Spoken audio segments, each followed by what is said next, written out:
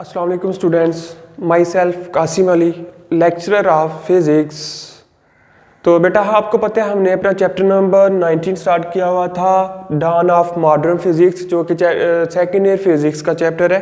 ठीक है, तो इस चैप्टर का आज की वीडियो के लिए जो मैंने अपना टॉपिक चूज़ किया है वो टॉपिक है हमारे पास डेविसन एंड जर्मर एक्सपेरिमेंट।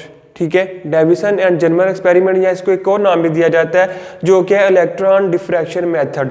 अब जिस तरह हमने लास्ट वाला हमने टॉपिक पढ़ा था वेव नेचर ऑफ पार्टिकल या डी ब्रॉगली हाइपोथेसिस, इसी तरह इसके भी दो नाम है, डेविसन एंड जर्मर एक्सपेरिमेंट या इलेक्ट्रॉन डिफ्रैक्शन मेथड। ठीक हो गया स्टूडेंट। तो कहते हैं कि ये जो आपके पास एक्सपेरिमेंट है ये सिमिलरली किसके इक्वल होता है या किसकी तरह परफॉर्म करवाया जाता है। This process is similar to, कहते हैं कि ये जो प्रोसेस आता है Davisson and Germer experiment, this process is similar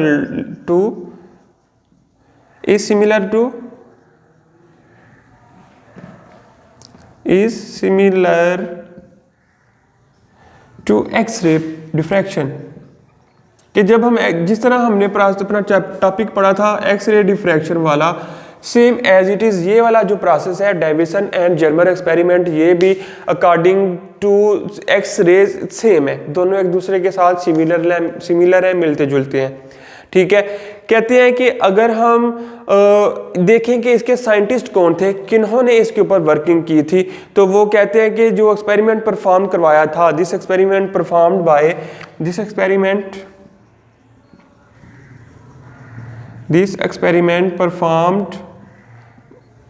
by Clinton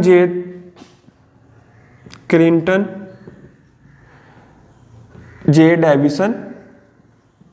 दो साइंटिस्ट थे, एक का नाम था क्लिंटन जे डेविसन और दूसरे का नाम था लास्टर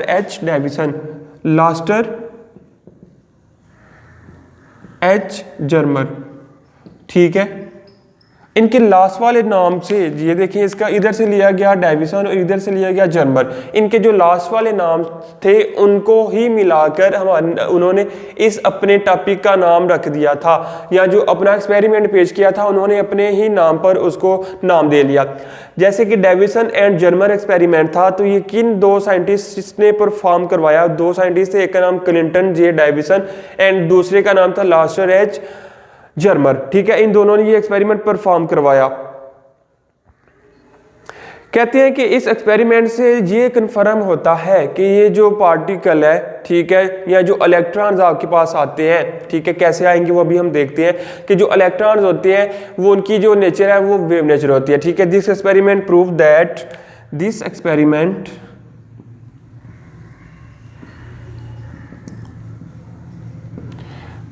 दैट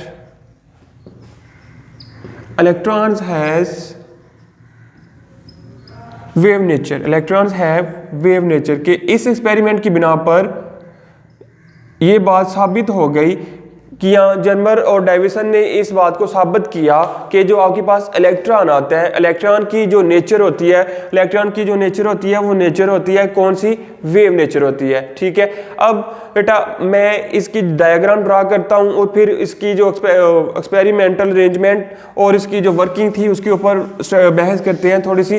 पहले इसकी हमें डायग्राम ड्रा करना पड़ेगी। डायग्राम के लिए कहते हैं कि आपके पास क्या होना ज़रूरी है कि सपोज आपके पास क्या था, आपके पास एक फिलामेंट था। ठीक है, फिलामेंट के ऊपर एक क्या रखा हुआ है? एक्सेलरेटिंग प्लेट्स रखी हुई हैं जो कि मेटल की बनी हुई हैं। ठीक है, फिर क्या होगा, इधर से आपके पास इलेक्ट्रॉन्स निकलेंगे। इलेक्ट्रॉन्स निकलने के बाद क्या होगा, आपके पास एक निकल सरफेस है। ठीक है, ये निकल सरफेस है, आप इसको क्या लें, निकल सरफेस। ये आपके पास है फिलामेंट।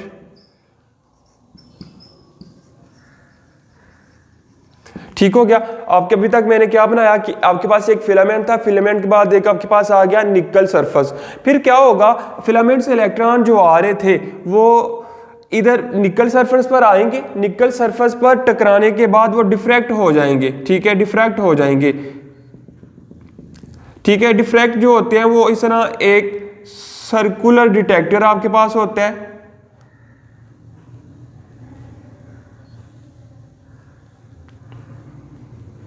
ठीक है, ये आपके पास एक आता है डिटेक्टर, और ये डिटेक्टर आप इसको सर्कुलर भी मूव करवा सकते हैं, मूवेबल ये आपके पास डिटेक्टर आता है। और ये जो डिफ्रैक्शन के दरमियान जो एंगल बन रहा है इनके दरमियान, उसको उन्होंने कह लिया हुआ है फाई, आप थीटा भी कह सकते हैं, कुछ और अल्फा बीटा गैमा भी नाम दे सकते हैं, कोई फर्क नहीं पड़ता।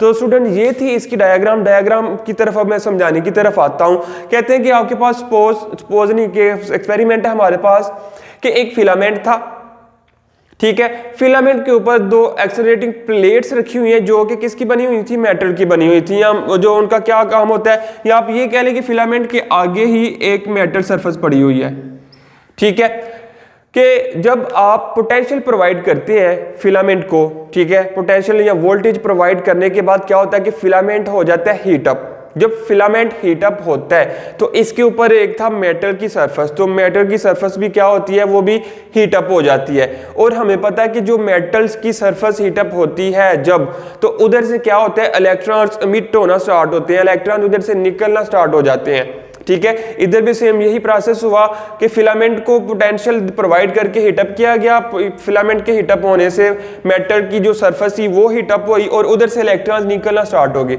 अब ये हमने दो एक्सेलरेटिंग प्लेट्स लगाई हुई है, चूंकि जब इलेक्ट्रॉन किसी मेटल सरफेस से निकलेंगे, ठीक है, वो बीम की फॉर्म में नहीं होते बल्कि स्केटर्ड होते हैं, ठीक है, इर्द गिर्द उड़ते रहते हैं, ठीक है, वो एक बेतरतीब अंदाज में उनकी जो मोशन होती है। लेकिन हमने क्या किया, एक एक्सेलरेटिंग प्लेट्स लगाई हुई है। एक्सेलरेटिंग प्लेट्स का काम ये है कि ये इलेक्ट्रॉन्स को एज अ बीम फॉल करवाएगी, ठीक है, स्केटर्ड नहीं होने देगी बल्कि एक एज अ बीम फॉल करवाएगी और इसकी मोशन को बीम की फॉर्म में बरकरार रखेगी। क्या हुआ, इधर से इलेक्ट्रॉन इमिट होना स्टार्ट हुए, ठीक है, बीम की फॉर्म में आए, किसके ऊपर, एक निकल की सरफेस थी। निकल की सरफेस ने क्या किया, इस बीम को क्या कर दिया, डिफ्रैक्ट कर दिया, ठीक है, रिफ्लेक्ट कर दिया या डिफ्रैक्ट कर दिया, कि उसका जो डायरेक्शन थी मूवमेंट की उसको चेंज कर दिया। चेंज होने के बाद वो किधर जाएगी, एक हमने डिटेक्टर रखा हुआ है, डिटेक्टर के पास जाएगी। डिटेक्टर इन जो आपके पास इलेक्ट्रॉन्स आ रहे थे उनको इमिट कर लेगा, उनको डिटेक्ट कर लेगा कि ये अब इलेक्ट्रॉन्स मेरे पास मौजूद हैं या मेरे पास अब आगे हैं। तो ये सारी की सारी अरेंजमेंट थी। अब एक्सपेरिमेंटल अरेंजमेंट में हमने लिख लिया जो हमें क्या चाहिए थी, एक्सपेरिमेंटल अरेंजमेंट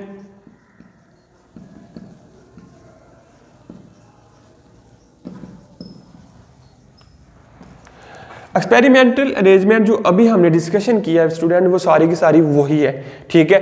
अब इसमें हमें ज़रूरत किस किस चीज़ की पड़ेगी, वो तो सबसे पहले हमें पता होना चाहिए अपरेटस क्या क्या यूज़ हो रहे थे। अपरेटस क्या क्या यूज़ हो रहे थे, पहले नंबर पर हमने क्या किया, फिलामेंट लिया, ठीक हो गया। फिलामेंट के बाद क्या था, मेटल सरफेस थी एक, मेटल सरफेस के बाद क्या था, एक आपके पास accelerating plates,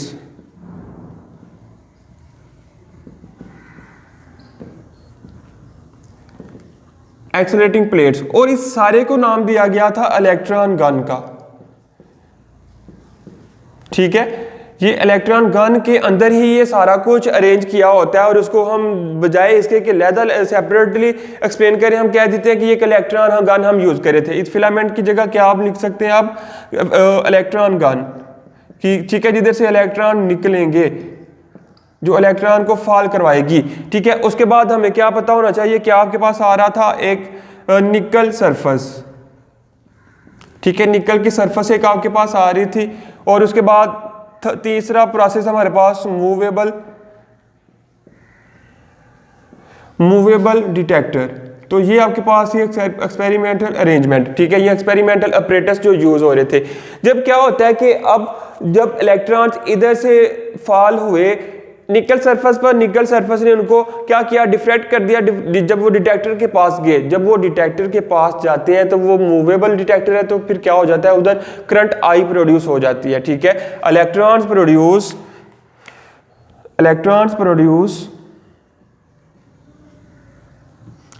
produce current I, ठीक है। इलेक्ट्रॉन क्या करते हैं, आई करंट को उधर प्रोड्यूस करवा देते हैं। तो ये थी हमारी एक्सपेरिमेंटल अरेंजमेंट सारी की सारी, ठीक है। अब बेटा आपने क्या करना है, ये प्रूव करवाना है थ्योरेटिकली भी और एक्सपेरिमेंटली भी, टू वेज के साथ आपने इसको प्रूव करना है कि ये जो हमने बात की थी, ये जर्मर और डेविसन ने बात की थी कि ये जो इलेक्ट्रॉन होता है उसकी जो नेचर है वो वेव है, ठीक है। इलेक्ट्रॉन जो है एज अ वेव बिहेव करता है। हमने दो तरह से इसको परफॉर्म करवाना है। अगर तो हमारे आंसर क्लोज आ गए तो हम बताएंगे कि ये जो वाकई में जो आपके पास इलेक्ट्रॉन है उसकी जो नेचर है वो वेव है। अगर हमारे जो आंसर्स हैं, ठीक है, वो डिफरेंटली आए, सेपरेट आए, तो हम बोलेंगे कि इनके जो इलेक्ट्रॉन है हमारे पास उसकी वेव नेचर नहीं है। तो चलते हैं हम अपनी थ्योरेटिकल वेवलेंथ की तरफ। फिर भी जिस तरह हमने लास्ट वाले टॉपिक में वेवलेंथ को कैलकुलेट किया था, ठीक है, लार्ज मैसेज के लिए और स्मॉल मैसेज के लिए, अब भी हम इधर वही करेंगे कि हमने कैलकुलेट करना है वेवलेंथ को। वेवलेंथ को कैलकुलेट करने के बाद हम नतीजा अखज़ करेंगे कि जो इलेक्ट्रॉन है वो कौन सी नेचर रखता है, वेव के पार्टिकल, ठीक है स्टूडेंट। अभी चलते हैं हम अपनी थ्योरेटिकल अरेंजमेंट की तरफ।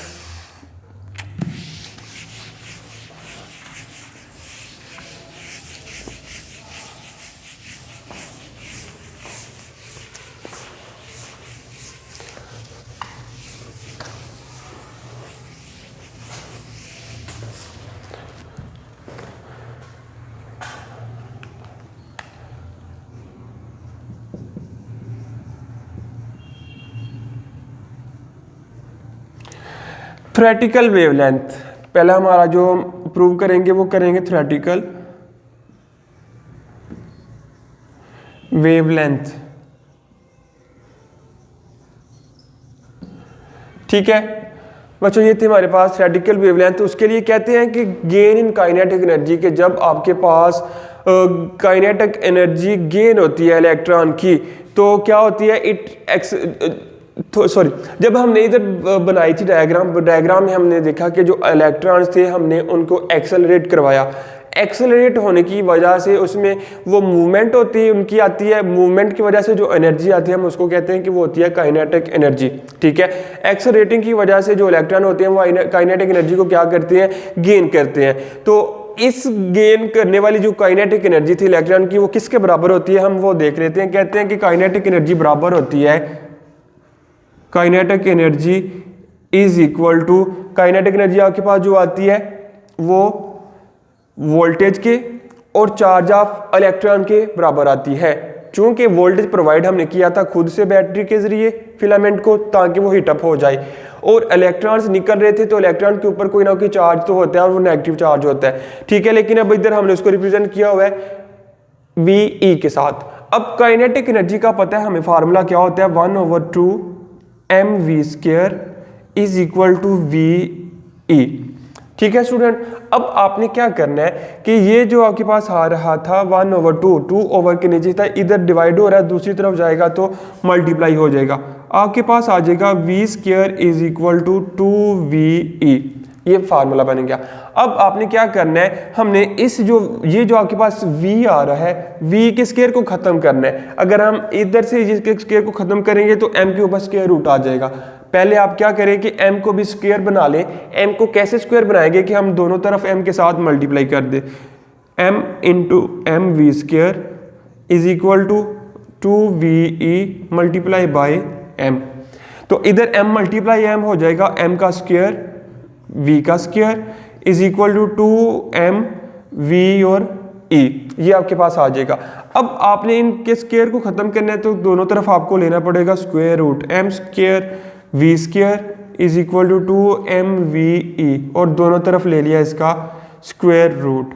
जब आप इस तरफ का स्क्वायर रूट लेंगे तो ये स्क्वायर और स्क्वायर रूट आपस में कैंसिल आउट होकर आपके पास बच जाएगा MV is equal to square root of 2MVE। तो स्टूडेंट्स ये आपके पास फार्मूला आ जाएगा, ठीक है।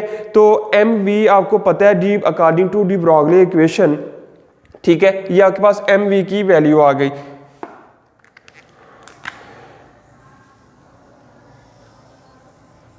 ये आपके पास MV की वैल्यू आ गई। तो फिर कहते हैं according to de Broglie equation wavelength according to de Broglie wavelength according to de Broglie wavelength lambda. तो अकॉर्डिंग टू वेवलेंथ उसकी क्या आ रही थी, lambda is equal to h/mv। ठीक है बेटा, mv आपके पास आ रहा था फार्मूले में। अब देखिए ये भी आपने जो वैल्यू निकाली है ये भी किसकी निकाली है, mv की निकाली है। तो अब आपने क्या करना है, ये वाली mv की वैल्यू इधर से उठा के इधर पुट कर देनी है। तो आपके पास जो वेवलेंथ बन जाएगी वो बनेगी lambda is equal to h/2m/e/v और ऊपर स्क्वायर रूट, ये आपके पास आ गया वेवलेंथ। ठीक है, थ्योरेटिकल वेवलेंथ आ जाएगी। अब आपने क्या करना है कि सिंपल इसके अंदर जो वैल्यूज थी वो पुट कर देनी है। कह रहे हैं कि सिर्फ आपने थोड़ा सा सपोज कर लेना है कि जो हमने पोटेंशियल प्रोवाइड किया था, ठीक है, बुक के अंदर ही बता रहे हैं एग्जाम्पल में कि जो हमने पोटेंशियल प्रोवाइड किया था फिलामेंट को, वो पोटेंशियल प्रोवाइड किया था वो था 54 वोल्ट। पोटेंशियल किसके बराबर आ रहा था, पोटेंशियल बराबर था 54 वोल्ट्स के। ठीक है स्टूडेंट, 54 वोल्ट था जो पोटेंशियल था। अब आपने सारी की सारी वैल्यूज इसके अंदर पुट कर देनी है। अब अगर देख लें कि हमारे पास फार्मूले में आ क्या क्या रहा है, एक तो है H plus constant, 2 as it is M mass of electron जो कि कांस्टेंट है, E चार्ज ऑफ इलेक्ट्रॉन जो कि आपको याद रखना पड़ेगा, V पोटेंशियल जो आपको पास दिया हुआ था 54 वोल्ट्स। ठीक है, अब आपने क्या करना है, सारी की सारी वैल्यूज यूज पुट कर दें। ठीक है, अब क्या करें आप, ये आपके पास फार्मूला था lambda is equal to H की जगह H की वैल्यू 6.63 इंटू 10 की पावर -34 डिवाइडेड बाय, अब 2 एज इट इज आ गया। ठीक है, M आपके पास क्या था, मैस ऑफ इलेक्ट्रॉन जो कि बराबर होता है 9.1 इंटू 10 की पावर -31 और उसके बाद क्या था, इलेक्ट्रॉन का चार्ज, इलेक्ट्रॉन का चार्ज होता है 1.6 इंटू 10 की पावर -19, फिर था वोल्ट, वोल्टेज था आपके पास 54। तो अब आपने स्टूडेंट्स क्या करना है, सारी कैलकुलेशन करने के बाद आपके पास जो आंसर आ रहा है इधर आ रहा है वो 1.66 इंटू 10 की power 1 lambda is equal to 1.66 into 10 की पावर -10 मीटर आ रही है। और एक बात आपने याद रखनी है कि ये जो 10 की पावर -10 आती है ये बराबर होती है एंगस्ट्रॉन के। ठीक है, तो आप क्या कर सकते हैं कि 1.66 lambda is equal to 1.66 into 10 की पावर लिखने की बजाय सिंपल आप क्या लिख सकते हैं, एंगस्ट्रॉन। ठीक है, ये आपके पास आ गया वेवलेंथ। वेवलेंथ कौन सी आ गई, थ्योरेटिकल वेवलेंथ। ठीक है, तो इसका आंसर आपके पास आया 1.66 एंगस्ट्रॉन। ये आपने याद रखना है और इसको याद रखते हुए ही आपने एक और वेवलेंथ को कैलकुलेट करना है जो कि कहलाएगी एक्सपेरिमेंटल वेवलेंथ। ठीक है, कि एक्सपेरिमेंट करने के बाद जो हमारे पास वेवलेंथ आ रही थी वो कौन सी आ रही थी, अब उसको भी थोड़ा सा देख लेते हैं। तो ये उम्मीद करता हूं कि आपको इस सारे प्रोसेस की समझ आ गई होगी। सिंपल आपने क्या किया, थ्योरेटिकल वेवलेंथ में हमने कहा कि जो इलेक्ट्रॉन बीम थी, ठीक है, इलेक्ट्रॉन बीम की फॉर्म में ट्रेवल कर रहे थे, उनकी मोशन की वजह से एक्सलेरेट हो रहे थे, एक्सलेरेट होने की वजह से जो उनकी काइनेटिक एनर्जी वो बराबर आ गई VE के। फिर हमने काइनेटिक एनर्जी का फार्मूला पुट करते हुए सारी कैलकुलेशन को ड्राइव कर लिया, MV का फार्मूला निकाला। फिर डी ब्रॉगली वेवलेंथ के जरिए हमने MV की जगह MV का जो जिधर हमने खुद फार्मूला निकाला वो इधर वैल्यूज पुट कर दी। वैल्यूज पुट करने के बाद सारी वैल्यूज पुट की, फिर आपके पास ये लैम्डा का आंसर आ गया 1.66 एंगस्ट्रॉन।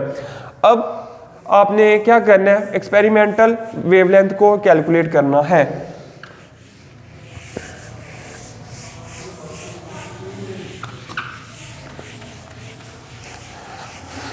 अगर तो हमारा आंसर सेम आ गया दोनों का या एक दूसरे के बहुत ही करीब आया तो हम बोलेंगे कि जो पार्टिकल है, ठीक है, वो क्या करता है, इलेक्ट्रॉन जो है वो क्या करता है, वेव नेचर रखता है। ठीक है, वेवलेंथ, एक्सपेरिमेंटल वेवलेंथ।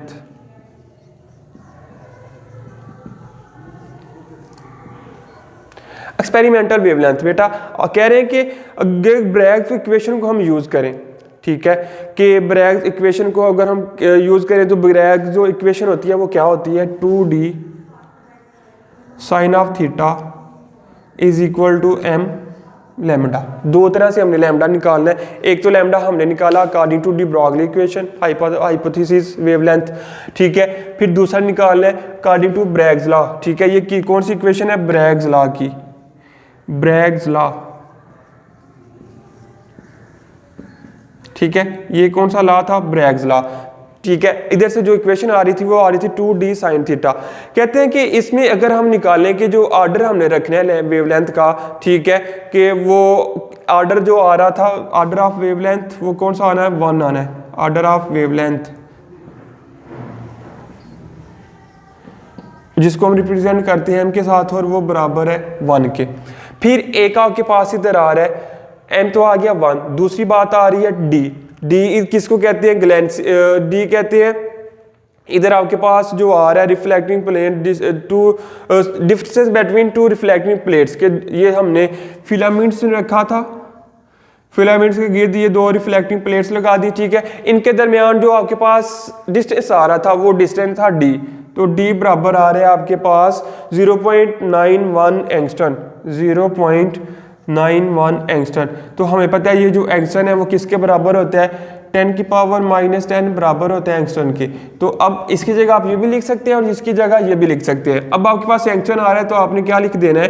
0.91 इंटू 10 की पावर -10, एक की जगह क्या आ जाएगा? 10 की पावर -10। फिर आपके पास ये जो एंगल आ रहा था, एंगल थीटा भी उन्होंने दिया हुआ है, वो बराबर है 65 डिग्री के, ठीक है। ये सारी वैल्यूज आपको बुक पे दी होंगी, ठीक है। एग्जांपल है ये सारी, तो उम्मीद करता हूँ कि आपको समझ आ जाएगी। अब आपने क्या करना है? सिंपल ये वाला फार्मूला यूज करते हुए ये इसकी में वैल्यूज पुट करनी है। अब देखें 2 एज इट इज, डी की जगह क्या आ जाएगा? 0.91 इंटू 10 की पावर -10 इज इक्वल टू आपके पास सॉरी साथ आ रहा था साइन, साइन की जगह आप साइन थीटा आ रहा था 65 डिग्री, हमने वैल्यू पुट कर दी। फिर m आ रहा था 1 और लैम्डा आ गया एज इट इज।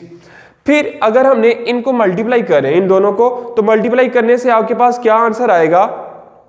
सारी वैल्यूज कैलकुलेट करने के बाद आपके पास जो आंसर आ रहा है, इधर से अगर हम निकालें लैम्डा को 1 से मल्टीप्लाई करें तो आपके पास सिंपल आ जाएगा लैम्डा। मैंने इक्वेशन की अरेंजमेंट चेंज कर दी, लेफ्ट साइड को राइट और राइट को लेफ्ट बना दी, कोई फर्क नहीं पड़ेगा।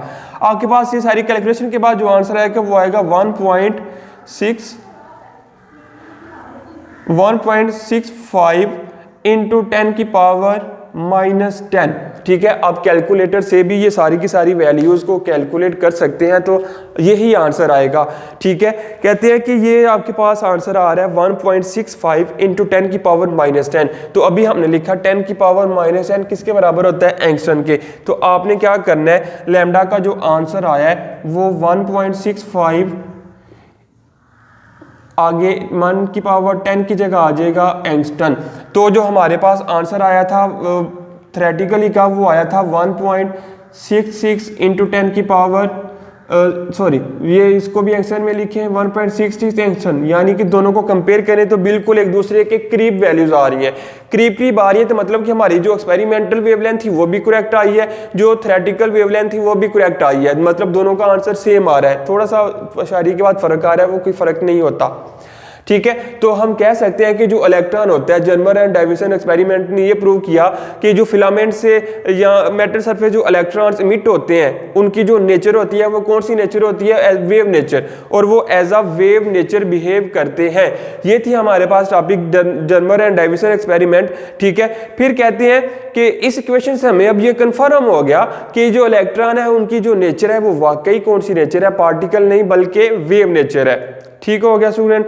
तो डेविसन और जर्मर को इसके लिए नोबेल प्राइज से नवाजा गया था 1937, ठीक है। इस एक्सपेरिमेंट को प्रूव करने के लिए उन्होंने किस साल में प्रूव किया था? प्रूव किया था 1924 के अंदर, ठीक है। 1928 के अंदर उन्होंने ये प्रूव किया था, और उसके बाद 1937 के बाद, ठीक है, कब? 1937 को उन्हें नोबेल प्राइज से नवाजा गया, ठीक है। अब ये दो साइंटिस्ट थे, दोनों को कंबाइन नोबेल प्राइज मिला था, म्यूचुअली शेयर हुआ था इनके दरमियान। ठीक है, ये बात आपने याद रखनी है, एज एमसीक्यूज आपसे पूछी जा सकती है नोबेल प्राइज वाली। तो स्टूडेंट ये था हमारा सारा टॉपिक आज का, जो कि था चैप्टर नंबर 19 सेकेंड ईयर की फिजिक्स, और टॉपिक का नाम था जर्मर एंड डेविसन एक्सपेरिमेंट या इलेक्ट्रॉन डिफ्रैक्शन मेथड। ठीक है, इसको हमने पढ़ा कि ये सारे के सारा एक्सरे डिफ्रैक्शन मेथड है और सारा वही प्रोसेस है। फिर हमने इसकी एक्सपेरिमेंटल अरेंजमेंट्स को स्टडी किया कि ये क्या क्या चीज़ें इसके अंदर यूज़ होती हैं, क्या क्या उसके ऑपरेटर्स यूज़ हो रहे थे। फिर हमने कहा कि अगर हम ये प्रूव करवाना चाहते हैं कि इलेक्ट्रॉन की जो नेचर है वो वेव नेचर है, तो हमें दो तरह की वेवलेंथ निकालनी पड़ेगी। एक निकालनी पड़ेगी थ्योरेटिकल, दूसरी निकालनी पड़ेगी एक्सपेरिमेंटल। जो थ्योरेटिकल वेवलेंथ निकाली थी वो हमने according to de Broglie wavelength equation से निकाल ली, जो कि आंसर हमारा आया था 1.60 एंगस्ट्रॉम। फिर हमने जो एक्सपेरिमेंटल वेवलेंथ थी वो हमने निकाली थी according to the Bragg's law. Bragg law की जो इक्वेशन थी वेवलेंथ की, उसके जरिए से हमने ये वैल्यूज निकाली, तो हमारे पास आंसर आया 1.61। तो स्टूडेंट उम्मीद करता हूं कि आपको इस सारे टॉपिक की समझ आ गई होगी। मिलते हैं हम अपनी अगली वीडियो में अपने अगले टॉपिक के साथ। तब तक के लिए अपना बहुत सारा ख्याल रखिएगा और मुझे इजाज़त दीजिए। अल्लाह हाफिज़। वीडियो पसंद आई तो लाइक करें, अपनी राय कमेंट करें। ऐसे ही मजीद वीडियोस के लिए हमारा चैनल सब्सक्राइब करें और बेल का आइकन दबाएं ताकि आपको हर वीडियो का नोटिफिकेशन मिलता रहे।